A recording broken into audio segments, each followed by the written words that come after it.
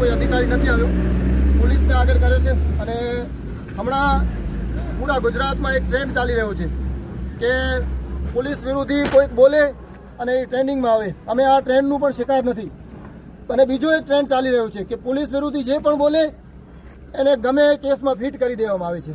અમે એ ટ્રેન્ડનું પણ શિકાર નથી. અમારા ઉપર એક પણ આજ સુધી એનસી કેસ પણ નથી થયો. અમે વ્હાઇટ કોલર છીએ અને ભારતના બંધારણને માન આપીએ છીએ. પણ અફસોસ ત્યારે થાય છે જ્યારે હાજીપીર રોડ છેક સંઘર્ષ કર્યા બાદ જેમ તેમ રોડ મંજૂર કરવામાં આવ્યો. મંજૂર કરવા બાદ અહીંયાથી અર્ચન કેમિકલ ઇન્ડસ્ટ્રીની 100 ટ્રકો છે, બીજી હજી 100 રાજકોટમાં નોંધાવી છે. આ 200 ટ્રકો જ બંધ કરવા નથી માંગતો. ટ્રાન્સપોર્ટ સાથે અમે સહયોગ કરી શકીએ છીએ, ટ્રાન્સપોર્ટવાળા અમારા સહયોગ આપી શકે છે, પણ કંપનીઓ મોટીઓ સહયોગ નથી આપતી. એને કચ્છનું પોલીસ પ્રશાસન, કચ્છનું જિલ્લા કલેક્ટરની કચેરી આ અર્ચન કંપનીને છાવડે છે, જેના લીધે આજે આ પરિસ્થિતિ થઈ છે કે વિસ્તારના લોકોને રોડ ઉપર આવવું પડે છે. હકીકતમાં રોડ માટે રોડ ઉપર ના આવવું પડે, આ ગંભીર બાબત છે. અમે કોઈ અહીંયા સીન સપાટા કરવા માટે રોડ ઉપર નથી આવ્યા. અમે અમારા એકદમ જરૂરી પ્રશ્ન, આ ભારત પાકિસ્તાન બોર્ડરને જોડતો રોડ છે.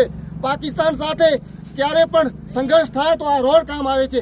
એ જ રોડ ઉપર જ્યારે મિલિટરી ચાલતી હોય અને આ રોડ ઉપર અર્ચનની કંપનીની ટ્રકો, આટલી ભયાનક સ્થિતિ છે કે હમણાં 2 દિવસ પહેલા ત્યાં કોન્ટ્રાક્ટર મને મળ્યો તો કોન્ટ્રાક્ટર કે આમાં કેવી રીતે કામ કરવું. આ અમે બજરી કકરી નાખીને જઈએ ને ત્યાં સુધી ઉખડી જાય. તો વિસ્તારના જેટલા પણ યુવાનો અહીંયા આવ્યા છે, મને કોઈક ઉર્દુની શાયરી યાદ આવે છે કે ये खामोश मिजाजी तुम्हें जीने नहीं देगी, इस दौर में जीना है तो कोहराम मचा दो. વિરોધ પ્રદર્શન પાછો અધિકાર है, એ વિરોધ પ્રદર્શન કરવું જોઈએ. અને પોલીસ પ્રશાસન જે અહીંયા આવ્યા છે આ બધા અધિકારીઓ છે, એમાં એકને પણ એ ખબર નથી કે મુદ્દો શું છે. એ કાનૂન વ્યવસ્થા જાણવા માટે છે. કાનૂન વ્યવસ્થાની સૌથી મોટી કોઈ ધજ્જિયા ઉડાવે છે તો આ ટ્રકો ઉડાવે છે. તમે જોઈ શકો છો હાજીપીરથી કરી છેક નેસલપર સુધી ઠેક ઠેકાણે મીઠાના ઢગલા જોવા મળશે. આ મીઠાના ઢગલા કેવા છે અને ઠેક ઠેકાણે દારૂના નશામાં ડ્રાઇવિંગ થઈ રહી છે, એ પોલીસને નથી દેખાતો. અમે રોડ માટે આંદોલન કરીએ, રોડ ઉપર આવીએ ત્યારે સૌથી પહેલા પોલીસ આવે. રાતના 11 વાગે ફોન કરે કે પ્રોગ્રામ શું છે. અરે ભાઈ, ક્યાં આતંકવાદી પ્રવૃત્તિ કરવા નથી આવ્યા, રોડ માટે રોડ ઉપર આવ્યા છીએ, બનાવી લો તો ના આવીએ. આવા પ્રશ્નો છે જેના માટે હમણાં મારી આરએનબીના એક અધિકારી સાથે વાત થઈ. આ અધિકારીએ એમ કીધું છે કે સોમવાર સુધી જાહેરનામું બહાર પડી જશે. કાલે શનિવાર સાંજ સુધી અથવા સોમવાર સુધી કન્ફર્મ જાહેરનામું બહાર પડી જશે. તો હવેનું કાર્યક્રમ આગળનું એ છે કે સોમવારના જિલ્લા કલેક્ટર સાહેબ ભુજને અમે ત્યાં રૂબરૂ મળશું. આ રૂબરૂ મળ્યા બાદ અગર જાહેરનામું સોમવાર સુધી નહીં પાડવામાં આવે તો મંગળવારમાં હાજીપીરમાં આપણે રોડ બંધ કરશું. આ બાબતે ઇકબાલભાઈ જતને વિનંતી છે કે ખરેખર તો અફસોસની વાત છે કે આ રોડ નહોતો બન્યો ત્યારે ઘણા બધા સંગઠનોએ, સામાજિક આગેવાનોએ ભેગા થઈને રોડ બનાવવા માટે સંઘર્ષ કર્યું અને આંદોલન કર્યા.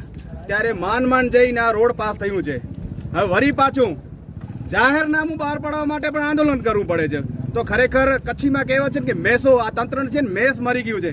જાણે એ લોકોને ખબર નથી પડતી કે આ જે રોડ જે છે એ રોડ ઉપર ઘણા બધા ગામો આવે છે, 50 વર્ગના લોકો આવે છે, જ્યાં મેડિકલ માટે આ જ રોડ વપરાશે અને કંપનીઓ માટે પણ એ રોડ વપરાશે. પણ જે કંપનીની ગાડીઓ, મસ્ત મોટા વાહનો જ્યાં સુધી આ રોડ ઉપર ચાલુ હશે ત્યાં સુધી શું આ રોડ જે બની રહ્યું છે એ કામ પૂરું થશે? ક્યારેય નહીં થાય. તો ખરેખર આ લોકોને આ જ્યારે કામ ચાલુ થયું ત્યારે જ આ નામ બહાર પાડવું જોઈએ, પણ નથી પાડ્યું. ત્યારે જ આપણને આવવું પડ્યું છે. રોડ બનાવવા માટે પણ આવવું પડ્યું, આજે જાહેરનામું બહાર પાડે એટલા માટે પણ આવવું પડ્યું છે. ખરેખર આ તંત્રનું કામ છે અને તંત્રનો પ્રશ્ન છે કે આ કેવી રીતના સોલ્વ કરવું. ત્યાંથી જવા દેવું કે દોડો ઉપરથી ગાડી જવા દેવું.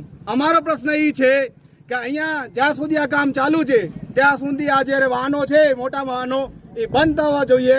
જ્યારથી કરીને આગલા 3 મહિનામાં રહી અને હાજીપીરનો જ્યારે મેળો આવે ત્યાં સુધીમાં કામ સંપૂર્ણ થઈ જાય. અને સંપૂર્ણ ન થાય તો કમસે કમ 50% જેટલું કામ પૂર્ણ થાય.